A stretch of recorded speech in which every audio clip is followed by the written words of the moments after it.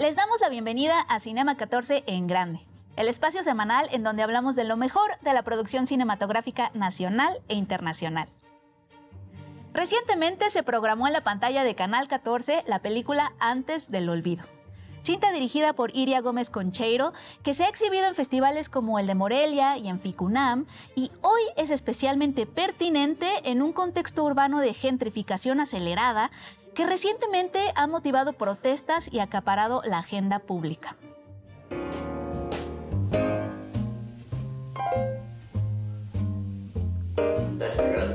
No te calientes, si te calientes. No, pasa buena, mía.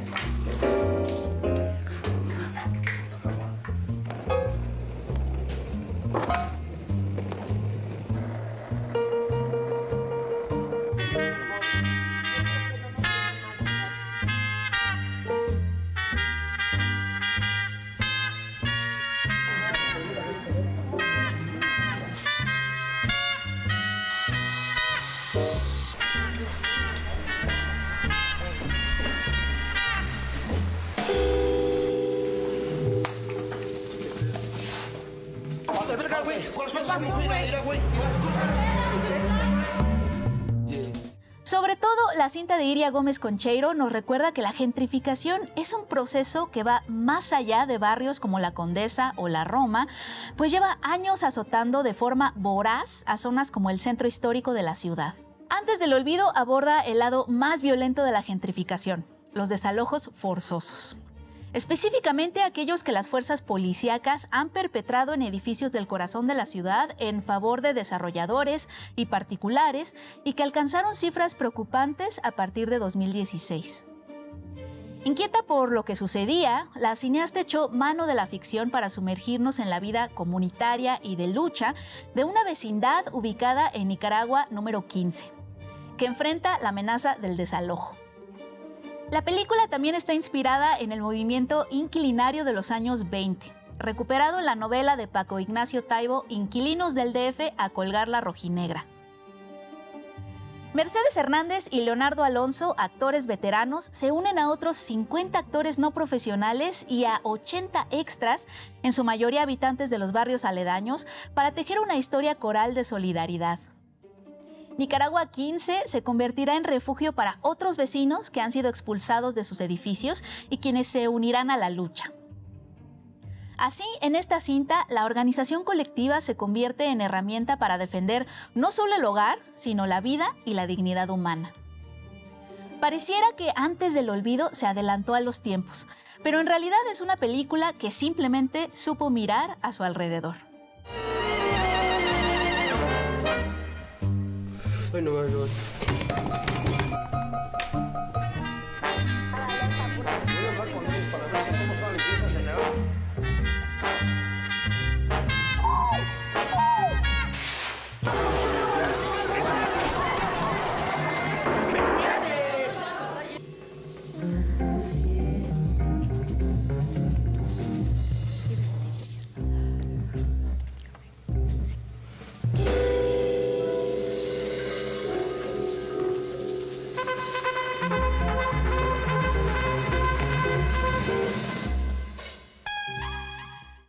Antes del Olvido, película de 2018 de la directora Iria Gómez Concheiro, cuenta la historia de resistencia de una vecindad en el centro histórico de la Ciudad de México y de sus habitantes que se rehúsan a ser desalojados. Al frente de la lucha está María, interpretada por Mercedes Hernández, una mujer aguerrida y firme, dispuesta a todo para defender su hogar y su comunidad. Una forma de habitar que está a punto de desaparecer por el fenómeno de la gentrificación. Y para platicarnos más sobre esta película que aborda un tema tan actual y pertinente, está con nosotros hoy la mismísima Mercedes Hernández. Mercedes, muchas gracias por estar aquí con nosotros. No, gracias por la invitación. Oye, Mercedes, hablábamos fuera del aire, yo vi esta película cuando se presentó en el Festival de Morelia y era muy pertinente, pero ahora que la volví a ver, después de todas las conversaciones que se han tenido, ¿no?, en la agenda pública sobre asuntos urbanos, ¿qué pertinencia de esta película que se adelantó un poco o más bien supo mirar a su alrededor, ¿no? La película Antes del Olvido está inspirada en un libro de Paco Ignacio Taibo II, que precisamente habla sobre la lucha inquilinaria en aquella década. Recordarás que habían antes rentas congeladas y que siempre ha sido el rentar una vivienda lo que ha dado derecho a sus habitantes. No solo ser propietarios, sino incluso también rentar. Entonces, desde entonces, como ahora, las personas que viven en ciertas zonas que son gentrificadas son personas que resultan ser expulsadas de sus propios lugares de toda la vida. No, y creo que también es muy importante ver la participación de la fuerza pública que se ve en esta película, o sea, con estos operativos de granaderos, helicópteros dignos del crimen organizado y la violencia con la que se violan esos derechos humanos de dejar a las personas sin aviso, casi en muchas de las ocasiones, sin techo, de un día a otro, ¿no? Que creo que también eso lo plantea la película, ¿no? También la participación, el tamaño de la participación de la fuerza pública. Sí, lo que pasa es que los vecinos de Nicaragua 15, que es la vecindad que se retrata en Antes del Olvido, son engañados, son defraudados por un abogado, como los hay muchos, mentirosos, fraudulentos, y vende su causa. Entonces ellos no tienen más que organizarse y resistir, porque cada una de las historias de los vecinos de Nicaragua 15 es una historia de vida, de resistencia. María, por ejemplo, que es el personaje que yo interpreto, tiene un hijo desaparecido. Y María dice, yo no me puedo ir de aquí, porque cuando mi hijo aparezca, me va a buscar aquí, ¿no? Me da emoción otra vez porque pienso, claro, las madres buscadoras quieren estar ahí porque es ahí donde sus hijos van a volver, no las van a buscar en otro lugar. Y así, claro, cada una de las historias de esta vecindad son motivaciones importantísimas por las cuales los inquilinos no se quieren mover de ahí. Que nos abre también, nos expande un poco la mirada en tanto que ahorita, ¿no?, está de moda, digo, ¿no?, hablar de gentrificación, pero antes de que esto estuviera de esta forma en la agenda pública, ya sucedía desde hace más de una década en el centro histórico, ¿no?, con estos desalojos forzosos y que se recrudeció, ¿no?, a partir del terremoto también, y que muchos inmuebles se quedaron deteriorados y que empezaron a salir propietarios falsos y con procedimientos viciados. La película creo que expande nuestra mirada de que esto no nada más sucede en la Roma o en la Condesa, ¿no? Y que no es de ahorita. Claro, por ejemplo, la colonia Doctores está siendo gentrificada de una manera fuerte en este momento, pero se van a gentrificar otras zonas, ¿no? Porque el capital ve una manera de invertir y de multiplicar sus ganancias de una forma inmoral, ¿no? Porque incluso lo que supimos, por ejemplo, con el cártel inmobiliario, es que se sobreconstruye, que no se siguen las medidas de construcción, las reglas de construcción que hay. Obviamente en la película estás tú, está Leonardo Alonso, que son actores veteranos, pero realmente hubo una comunidad de vecinos que participaron en esta película y que me imagino que les compartieron también sus experiencias. ¿Cómo fue conocer estas experiencias de primera mano? Fue muy bien. En esta película yo aprendí a hacer trabajo actoral con actores naturales. Teníamos entre el talento, muchas de las personas que están ahí son habitantes reales de Tepito, del centro histórico, de las colonias aledañas, y por eso la película resulta tan verdadera, porque la gente se emocionaba mucho porque estaban viviendo sus propias historias. ¿Cómo cambió o evolucionó tu entendimiento como ciudadana también, ¿no? A nivel actriz, has dicho que amaste la película y que también, ¿no?, te ayudó, bueno, te fundiste un poco en este trabajo con actores naturales. Como ciudadana, ¿cómo cambió tu entendimiento de lo que está pasando en el centro histórico, haber participado y en muchos lugares, ¿no?, de la Ciudad y de México, sobre el proceso de la gentrificación? Pues se dimensionó. Yo entendí desde aquel tiempo qué es la gentrificación, por qué es importante denunciarla, por qué es importante luchar contra la gentrificación y defender nuestra ciudad. La Ciudad de México es de todos, no importando el nivel socioeconómico que tengamos. La ciudad es de todos y es una ciudad que debe ser de libertades y de derechos para todos. Así que para mí como actriz, darle una dimensión social a mi trabajo es importante y necesario. A mí me encantan los personajes que me han tocado, que reflejan cualquier tipo de lucha, porque mi propia personalidad es así. Yo desde muy joven me he involucrado en todas las luchas y me encanta hacer chile de todos los moles. Si hoy son obreros, mañana colonos, después madres buscadoras, me encanta que yo pueda contribuir al desarrollo social de mi país. Llévanos un poco de la mano de ese set que se convirtió también en una comunidad como la que retrata, ¿no? Un poco en la resistencia de Nicaragua 15, ¿no? En ese centro cultural, pero en donde también vivían personas, viven familias, ¿no? Que también de cierta forma fueron parte de ese set. Cuéntanos cómo fue estar en ese set. Fue maravilloso. Porque para empezar, para llegar ahí teníamos que llegar en transporte público. Yo uso mucho el transporte público, ¿no? No teníamos campers, los campers que suele haber en las producciones grandes, ¿no? Teníamos ahí todos los departamentos y, por ejemplo, el catering, pues que estaba también ahí, era en ese sentido una producción sencilla y las funciones que hemos tenido con público, una que hicimos en Tepito, por ejemplo, memorable, porque la gente se siente identificada. Este tipo de cine es para mí muy importante porque las personas se ven reflejadas en las historias, ven sus propios rostros, ¿no? No es este cine alejado de la realidad. Claro.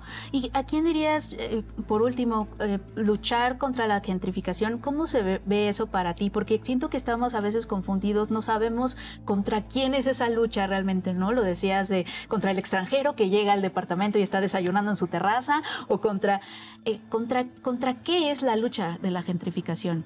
La lucha de la gentrificación es contra el capital. En realidad es contra los dueños del dinero. Aquellas personas que incluso no sabemos sus rostros, pero son quienes tienen el dinero para llegar e invertir, porque el capital es insaciable. Los dueños del capital son insaciables y cada vez quieren más y más y más, sin pudor, sin moral. Es contra ellos la lucha. El turismo está muy bien que venga a nuestro país, que inviertan, que den trabajo, pero que lo hagan respetando nuestros derechos y que la vivienda sea un derecho para todos los ciudadanos. Yo sé que ahora en la Ciudad de México van a empezar a haber proyectos de vivienda social y de renta con justicia social, y eso me parece muy bien. Seguir protegiendo los derechos de los ciudadanos y que vengan muchos turistas que nos dejen muchos impuestos y que con ese dinero se invierta para que tengamos cada vez más y mejores servicios. Y se invierta aquí.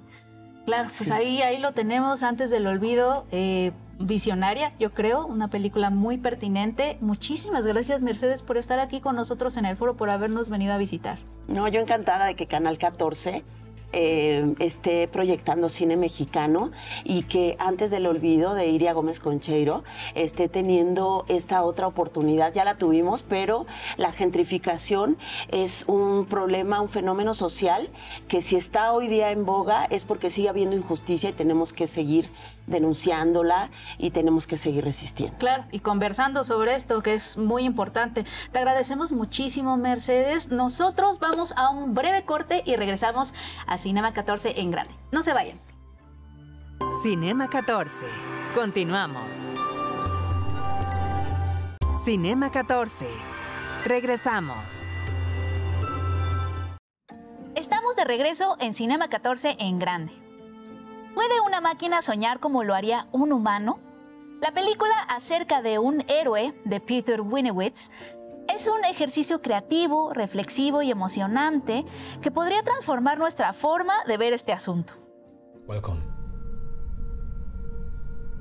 I am here to prepare you for the encounter.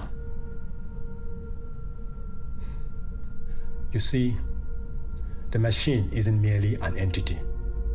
It is an experience. Within it lies a realm that bridges the known and the unknown. And as you stand on the threshold of that door, remember that you are not merely an observer, Mr. Herzog, but a participant in this dance of epochs. Motivado por inquietudes relacionadas con la autoría en el arte, el director polaco se dio a la tarea de poner a prueba lo que alguna vez le escuchó decir al cineasta alemán Werner Herzog. Ni en miles de años, había dicho el creador en una entrevista, una máquina podría crear películas como las mías. ¿Pero somos en realidad tan inimitables como creemos? Acerca de un héroe es la adaptación de un guión escrito por una inteligencia artificial que fue entrenada para entender, analizar y crear una historia nueva a partir de la obra fílmica del documentalista alemán Werner Herzog. Intrigado y algo escéptico, el mismo Herzog concedió su aprobación al proyecto e incluso aceptó protagonizar, aunque no sea realmente en persona, la ficción que la máquina soñó a partir de su mirada. La película narra la muerte misteriosa de un empleado en una fábrica. En ella, Werner Herzog es recreado en imagen y voz para ser nuestro narrador e investigador protagonista, quien viaja a la fábrica para descubrir la verdad. Pero Acerca de un héroe no se queda solo en la mera adaptación de la ficción que produce una máquina. La película es también una colección de entrevistas con científicos, filósofos y expertos, quienes reflexionan sobre la originalidad, el alma y lo que significa ser auténtico en tiempos de la inteligencia artificial. Acerca de un héroe es parte del 44 Foro de la Cineteca Nacional y de la selección del Festival Internacional de Cine de Guanajuato. Es una película irreverente, un docu-thriller que nos invita a dudar de lo que vemos y oímos porque puede que nada sea real. The machine isn't merely an entity, it is an experience. Within it lies a realm that bridges the known and the unknown. And as you stand on the threshold of that door, remember that you are not merely an observer, Mr. Herzog, but a participant in this dance of epochs. So, let us dance.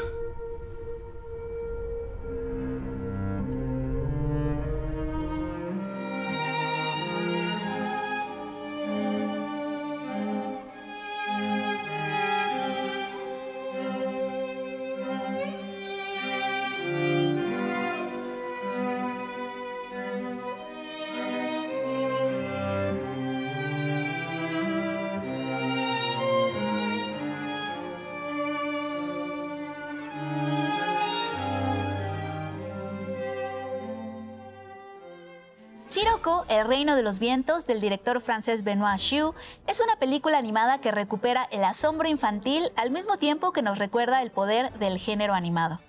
La historia inicia cuando Carmen y Juliette, dos hermanas pequeñas, descubren un pasaje secreto hacia el universo literario creado por una escritora amiga de su madre. Allí conocerán criaturas estrafalarias, experimentarán transformaciones mágicas y se enfrentarán a retos inesperados en su intento por volver a casa. That day, Sirocco the magician was in a dark mood. And once again, Sirocco unleashed a horrifying storm upon the kingdom.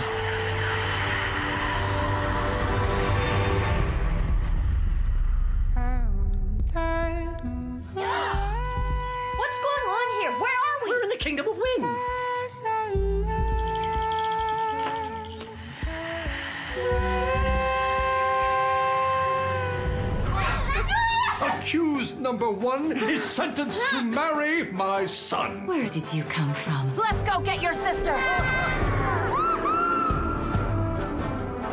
I'll never marry you! Carmen! Juliette! Hold on! Look! A storm's coming! Lo que parece una aventura ligera se revela como un viaje emocional de múltiples capas. La película, que fue ganadora del premio del público en el Festival de Annecy, está inspirada en la estructura dispersa de los sueños y en relatos como Alicia en el País de las Maravillas o El viaje de Chihiro. Como en las obras de Miyazaki, el trayecto importa tanto como el destino. Las niñas se convierten en gatos, desafían a un alcalde y cruzan paisajes que parecen pintados a mano con el trazo libre de la imaginación. El equipo artístico de Chiu creó un mundo que se siente físico y texturizado. Colores sólidos, formas repetidas y composiciones que recuerdan a mosaicos o vitrales orientales. A diferencia de la estética plana de la animación comercial, siempre en busca de proezas en tercera dimensión, esta cinta prefiere ser tangible. Es literalmente un libro ilustrado en movimiento. Aunque su trama principal es sencilla, dos niñas que desean volver a casa, el relato guarda ecos más profundos. La película insinúa que imaginar también puede ser una forma de recordar, de traer a la vida a alguien perdido y transformar el duelo en creación. Sirocco y el Reino de los Vientos no recurre a guiños ni a fórmulas conocidas. Su psicodelia elegante, su humor absurdo y su ternura sin condescendencia la convierten en una experiencia sanadora, porque nos libera de la rigidez de las animaciones prefabricadas para devolverle al género su espíritu revolucionario.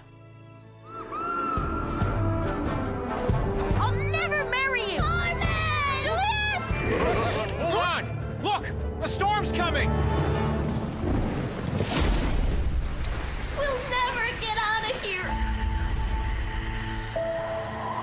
There's only one way to get you both safely back home. You must ask Sirocco for help. Huh?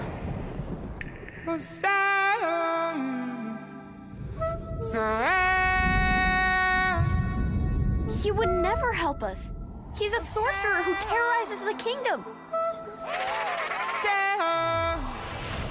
There's only one way to find out.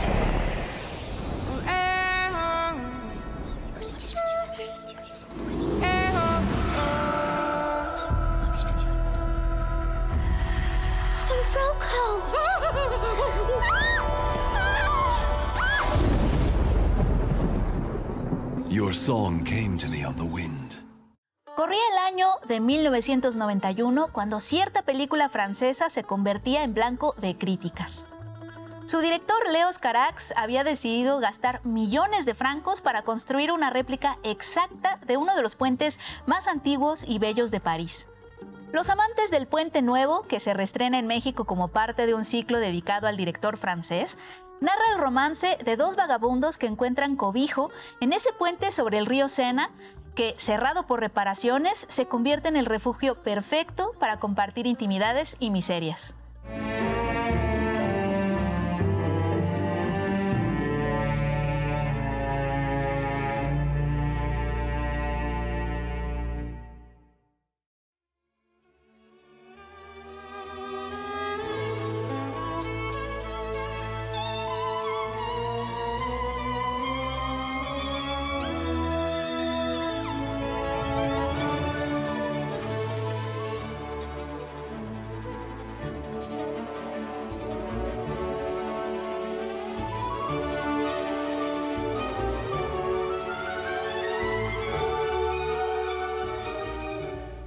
Es Michelle, interpretada por Juliette Binoche, una artista que huyó de casa y que poco a poco ha empezado a perder la vista. Él es Alex, encarnado por Denis Lavant, un intérprete callejero que escupe fuego para sobrevivir. Juntos ocupan ese espacio en los márgenes de la vida mientras se desarrollan las celebraciones por el bicentenario de la toma de la Bastilla. ¿Puede la realidad cruda convivir con la fantasía escapista? Los amantes del Puente Nuevo marcó uno de los hitos definitivos en la carrera del realizador francés Léos Carax, hoy favorito en el Festival de Cannes. Es además la película perfecta para quien apenas comienza a introducirse en el imaginario de este cineasta, pues aquí lleva al límite su romanticismo sin estribos. La historia de Michelle y Alex es un relato de codependencia y del deseo de sus personajes de vivir miserables, aunque juntos, para siempre. En su punto culminante, la película se entrega al delirio. Fuegos artificiales iluminan la ciudad mientras la pareja se abandona a la euforia febril. Quizás su escape del mundo no podrá durar para siempre, pero al menos la libertad y la locura habrán sido suficientes para desacelerar un poco el correr de la vida. Por las particularidades de su filmación, Los amantes del Puente Nuevo se convirtió en una de las producciones más caras en la historia del cine francés. Fue incomprendida por algunos y amada por otros, pero lo importante es que no dejó a nadie indiferente.